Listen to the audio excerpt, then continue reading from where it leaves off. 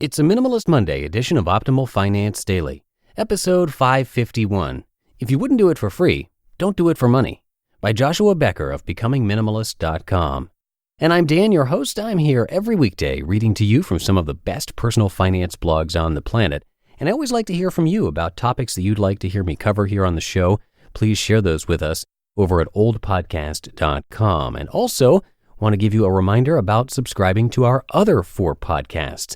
One of them, Optimal Living Daily, covers minimalism, personal development, and productivity, very often from the author that we are hearing today, Joshua Becker of Becoming Minimalist. So if you like today's post, you'll definitely like that show too. Just search for Optimal Living Daily wherever you're hearing this show to find it, along with the other shows. But for now, let's get right to today's post as we optimize your life. If you wouldn't do it for free, don't do it for money, by Joshua Becker of BecomingMinimalist.com. Choose a job you love and you will never have to work a day in your life. Recently, I've been thinking through a new approach to money. I'm still working through it in my mind, and I'm a bit hesitant to write about it here, but I think this community can help add perspective. My new guiding philosophy toward work and income is this: if I wouldn't do it for free, I won't do it for money. I realize in many ways this is an idealistic view of the world, but I'm starting to wonder if this approach is more available to us than we think. Still, it feels to me at times this statement comes from a place of privilege, and I will readily admit that. I grew up in a middle-class family that provided stability, support, and opportunity. I do not have unpaid medical bills on my desk from an unexpected surgery.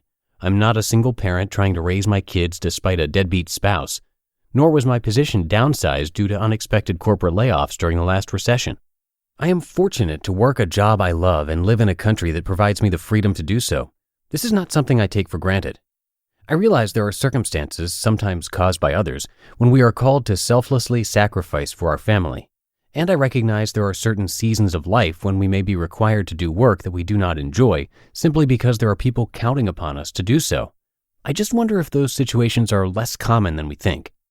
18 months ago, I transitioned into promoting minimalism as my full-time job, and I am grateful for each passing month that I continue to do so. Somewhere along the way, I made a conscious decision that I would only pursue projects that I wanted to pursue. If I wouldn't do it for free, I wouldn't do it for money. Probably most significantly is my approach to speaking.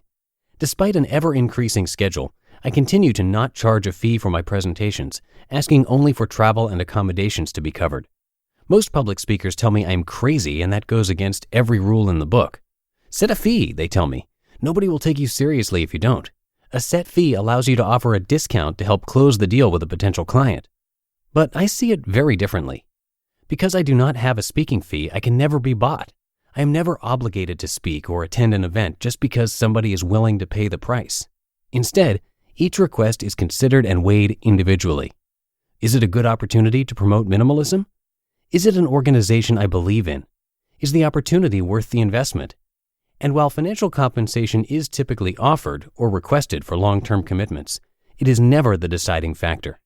If I wouldn't do it for free, I won't do it for money. I have adopted this approach to speaking, but also to every project I choose to pursue. Our time should not be governed by the amount of money promised, but by the desires of our heart. As I continue to pursue this approach, I have identified some specific thoughts towards life that must be present in the person who adopts it. 1. Hard work is not to be feared. If the inherent joy found in work is not appreciated in somebody's life, this approach will always crumble. We must appreciate work for the sake of work, not just for the financial compensation that arises from it. There is something to be appreciated about working hard. We were designed to enjoy the process. We find fulfillment in it.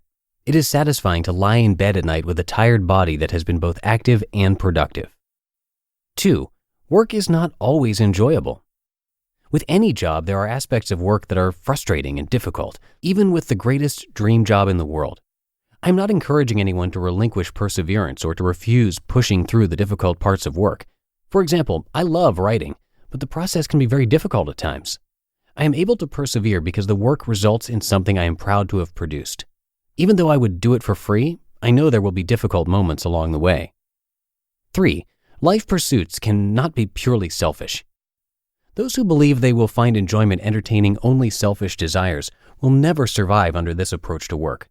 Ultimately, we must see our lives and work as opportunity for contribution, an opportunity to offer our talents and skills to a community of people who need them. If you are entirely self-seeking in your approach to life and only enjoy pursuits that benefit your own self, this approach to doing what you love will only suffice in the short term. Lounging each day on the beach for the rest of your life is not the answer. 4. This approach rings more true for those willing to live with less. Because I have adopted a philosophy that says I will only do it for money if I would do it for free, I have turned down several significant money-making opportunities, but I don't mind because I have learned to enjoy less. As a result, my needs and views of money have changed dramatically over the past 6 years.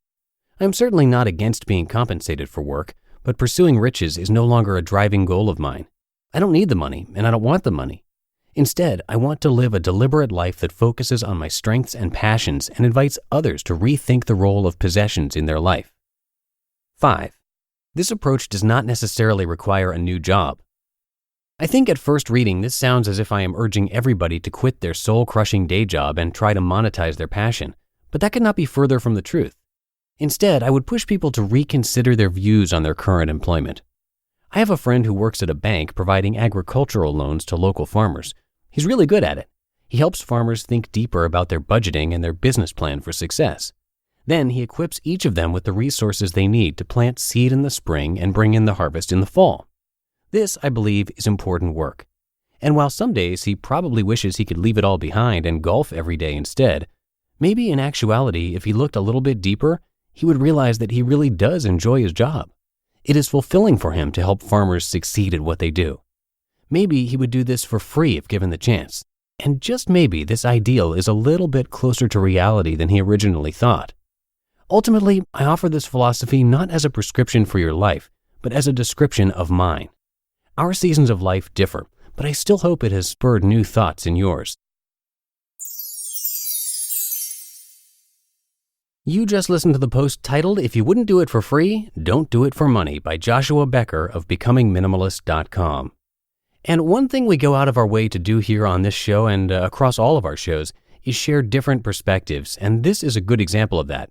Now, just last week on the other show that I host, Optimal Business Daily, I narrated an article from Cal Newport with the title, "The Passion Trap: How the Search for Your Life's Work is Making Your Working Life Miserable." And while they don't completely disagree with each other, they are definitely two very different viewpoints, and we always encourage you to listen to multiple episodes, different authors, and across all of our shows. As I mentioned at the top of this show, you can check out Optimal Living Daily for more content from Joshua Becker. And to find all of our shows, all you have to do is search for Optimal Living Daily wherever you're hearing this show, and be sure to click subscribe. And that's a wrap for another Monday show. Have a great rest of your day, and I'll be back tomorrow where your optimal life awaits. Hello, Life Optimizer. This is Justin Malik, creator and producer of this podcast, but also Optimal Living Daily, the show where I read to you from even more blogs covering finance, productivity, minimalism, personal development, and more from incredible bloggers like Derek Sivers, Zen Habits, Mark and Angel, The Minimalists, and all the ones you hear on this show too. So if you enjoyed today's episode and like taking amazing blogs on the go, come on over to Optimal Living Daily and subscribe to that one too. And together, we'll start optimizing your life. You've been listening to Optimal Finance Daily. Be sure to hit the subscribe button to stay up to date on each new episode, and head to oldpodcast.com, that's OLDpodcast.com, for a free gift as well as more actionable tips and resources to help you maximize your potential. Thanks for joining us, and remember, your optimal life awaits.